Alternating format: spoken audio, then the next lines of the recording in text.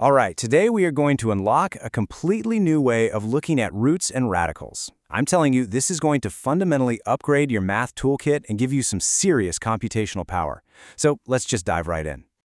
So think about that radical symbol. You know, the little checkmark looking thing. It works, sure, but it can be kind of clunky, right? What if there was a better way? A more elegant, more powerful way to write the exact same thing. A way that plugs directly into rules you already know and love.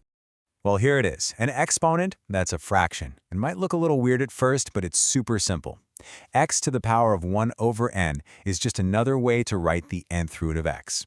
And here's the key, the absolute most important part. The denominator of that fraction, that's the index of the radical. So a 1/2 power, that's just a square root. A 1/3 power, that's a cube root. See the pattern? Now you might be thinking, okay, cool, so it's a different way to write it. Big deal. Why should I care? Well, this isn't just about making your notes look different. This notation is a massive, massive functional upgrade for how you do math. Because suddenly, all those awesome exponent rules you've already mastered, multiplying, dividing, raising a power to a power, you can now use all of them directly on radicals. It's like you've been using a regular old wrench this whole time, and someone just handed you a state-of-the-art power tool. It makes complicated problems way, way simpler. But hey, don't just take my word for it. Let's prove it, and you'll see the logic is actually really elegant. So what happens if we take x to the 1/2 power and multiply it by itself? Well, the rules of exponents say when we multiply powers with the same base, we just add the exponents. And what's 1/2 plus 1/2? It's 1, which means we're just left with x. And think about that for a second. What is the definition of a square root?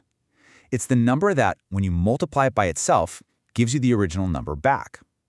So since x to the 1/2 times itself equals x, it has to be the square root of x.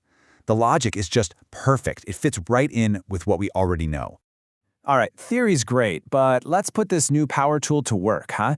Let's walk through a few examples so you can really see how translating from fractional exponents to radicals just makes everything click.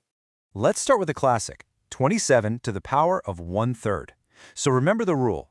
That denominator, the 3, becomes the root. So we just rewrite this as the cube root of 27. And the question is simple. What number times itself and then times itself again gives you 27? Well, 3 times 3 is 9, times 3 again is 27. Boom! The answer's 3. Okay, let's kick it up a notch. How about a negative number, negative 32 to the 1/5 power? No sweat. This just translates to the 5th root of negative 32. And here's a super important note. An odd root of a negative number is totally fine. It's a real number. So we just need to find what number multiplied by itself 5 times equals negative 32. And that number is negative 2. Simple as that. And this example right here brilliantly shows off the real power-up. Look at this thing, x to the 12th, all raised to the 1/4 power. Now, trying to think about this with radicals would be a mess. But with our new notation, we just use the power to a power rule. We just multiply the exponents. 12 times 1/4 is just 3.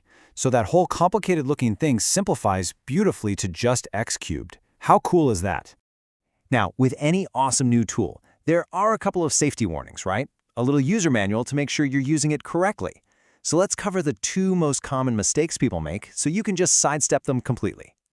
Okay, here's the biggest one, the most common error by far. Your brain sees that fraction in the exponent and it wants to think division. But please, 81 to the 1/4 power does not mean 81 divided by 4. It means the 4th root of 81. You have to ask yourself, what number raised to the 4th power gives me 81? And of course, that answer is 3. Let's just lock this in right now. When you see that fractional exponent 1 over n, that denominator is your root. Just burn that into your brain. The denominator means root. Not power, not division, root. And the second pitfall is just forgetting that the old rules still apply. Just because our notation is new and fancy, it doesn't mean the fundamental rules of math have changed. So, an odd root of a negative, like the cube root of negative 8, that's fine, you get negative 2. But an even root of a negative, like the 4th root of negative 16, that's not a real number. That rule hasn't gone anywhere. Okay, so beyond just making your algebra homework a little easier, where does this stuff actually show up? Why does this new notation matter in the big picture? Well, the answer is probably on your desk or even in your pocket right now. Seriously, have you ever thought about it? When you punch in a number and hit that cube root key, what's actually happening inside that little black box? Is there a tiny mathematician in there thinking about radical signs? Not quite. That calculator's processor, it's not designed to think in terms of radical symbols. It's a computer. It's designed to compute, and it does that with exponents.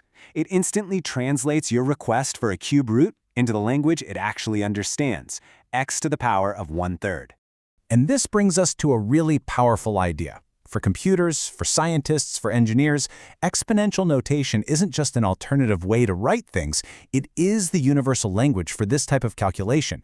It's just more fundamental, more efficient, and way more versatile. So by getting comfortable with this, you're not just learning a new piece of notation. You're learning to think like a calculator. You're learning to see the underlying structure of a problem in the language that really powers our world. And the real question is, now that you have this key, what other mathematical doors are you going to unlock?